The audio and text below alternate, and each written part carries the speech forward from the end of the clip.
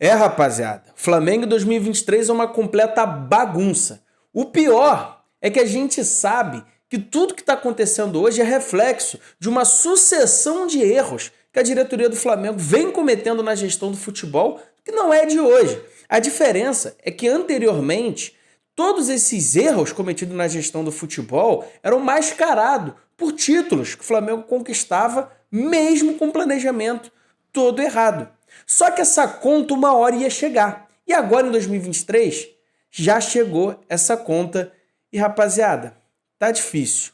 O Flamengo precisa de uma reformulação, não só de elenco. Todo mundo fala que tem que reformular elenco, não é só elenco. O Flamengo precisa começar lá de cima. Precisa começar uma reformulação na gestão do futebol. A gente vai falar, esmiuçar um pouco mais sobre isso, entender o porquê que o Flamengo chegou na situação que está agora. Mas antes da gente debater um pouco sobre isso, eu peço, deixa seu like nesse vídeo, o canal é novo, o seu like ajuda muito, a sua inscrição também ajuda muito, então se inscreva aí no canal caso você não seja inscrito e nos siga também nas outras redes sociais, o link aí para seguir a gente no Instagram e acompanhar os mini vlogs que a gente faz diretamente do Maracanã nos jogos do Flamengo, levando todo o clima do Maracanã para vocês, pra você poder acompanhar lá no Instagram, o link tá aí na descrição para você poder acompanhar. Rapaziada, obviamente vocês já estão sabendo, né, de tudo que aconteceu no treino da última terça-feira, o treino que antevém o jogo decisivo do Flamengo contra o Grêmio, pela Copa do Brasil, o jogo pelo qual o Flamengo tem a vantagem de levar o 2-0,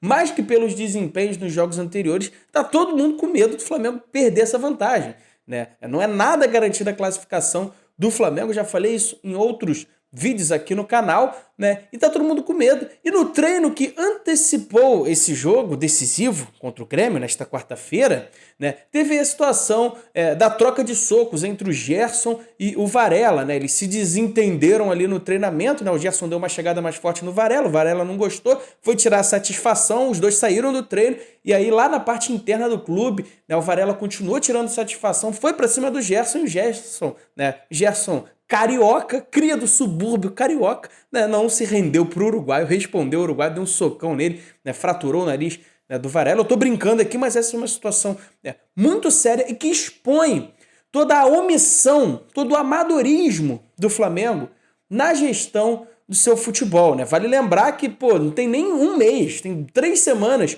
que o Pedro foi agredido pelo preparador físico, né, do Flamengo, ex-preparador físico do Flamengo, que era da equipe do Sampaoli, né, o Pablo Fernandes. O Pedro sofreu um soco após se recusar a aquecer. E parece que virou normal no Flamengo, né, você resolver tudo no soco. Mas isso é reflexo da falta de comando. Isso é reflexo de uma diretoria, um gestor de futebol omisso e ausente do dia a dia do clube. Isso não é de hoje. Se a gente traçar uma linha do tempo em todos os treinadores que foram contratados e demitidos por essa gestão de futebol, gestão essa, né, feita pelo senhor Marcos Braz, feita pelo senhor Bruno Spindel, que era de marketing e foi ser diretor de futebol, e tudo isso com o aval do presidente omisso Rodolfo Landim. Se a gente for traçar essa linha do tempo, a gente vai ver que todas as demissões de treinador do Flamengo, em todo esse tempo, são parecidas. De Jorge Jesus para cá, se pegar do Domenech Torrentes até o Vitor Pereira, vai ver que é tudo parecido. É sempre a mesma história, né?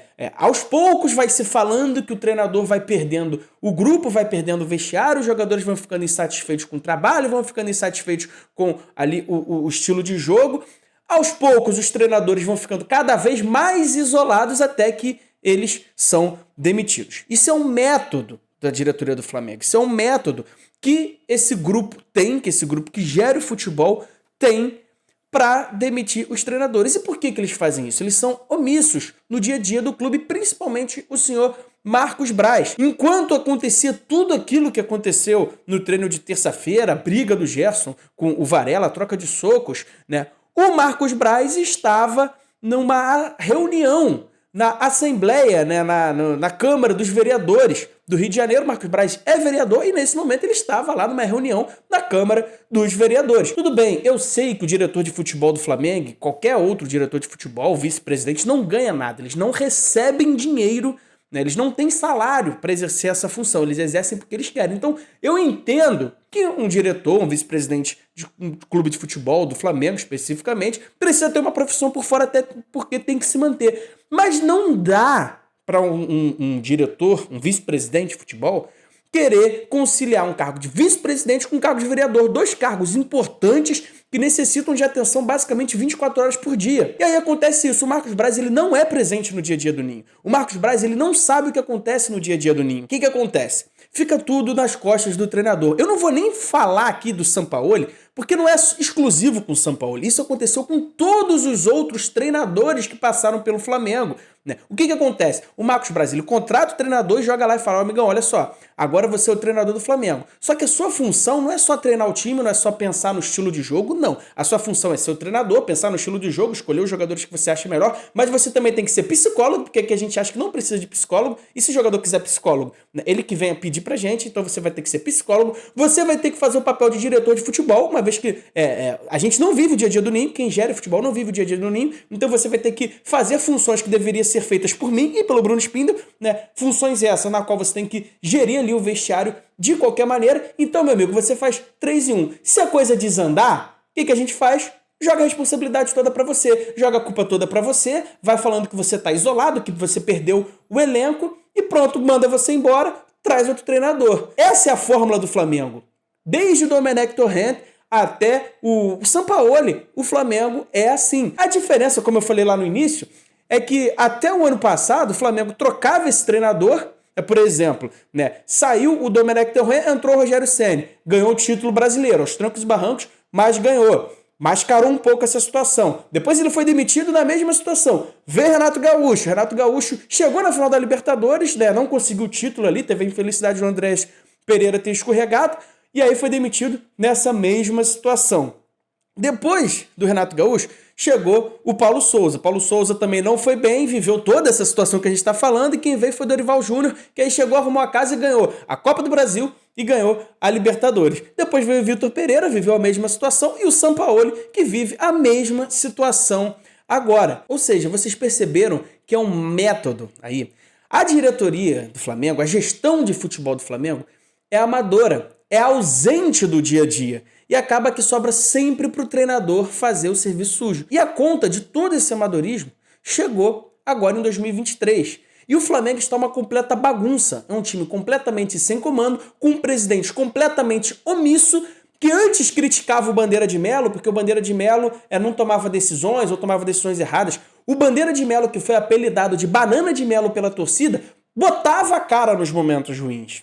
Ele botava a cara. O Landim não bota, o Landim não faz nada. O Landim vai morrer abraçado com o Marcos Braz porque ele precisa do Marcos Braz para poder ter apoio político. Porque o Marcos Braz é aquele velho mandatário do Flamengo, né? O Marcos Braz é a figura daquele Flamengo lá dos anos 2010, 2012, anos 2000. Inclusive o Marcos Braz foi vice-presidente lá da Patrícia Amorim, né? Foi diretor de futebol daquele Flamengo amador, né? Então o Braz é reflexo desse Flamengo amador lá de trás, né? E o Landim precisa do Marcos Braz.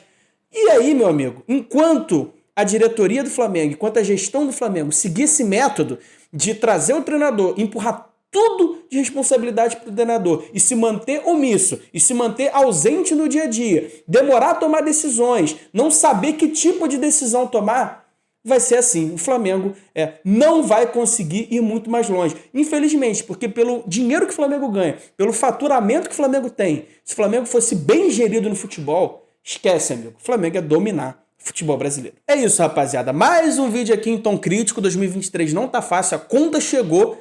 E a gente tem que fazer a nossa parte, não é só criticando elenco, não é só criticando o treinador. A gente tem que saber qual é a raiz do problema. E a raiz do problema eu falei nesse vídeo aqui. E acho que ficou claro, né? Eu acho que todo flamenguista mesmo que acompanha o dia a dia do Flamengo, né, sabe que é exatamente assim que acontece e sabe qual é o verdadeiro problema do Flamengo. Tamo junto, muito obrigado aí pela sua audiência. Deixa o seu like aí no vídeo, se inscreva no canal. Tamo junto, saudações rubro-negras.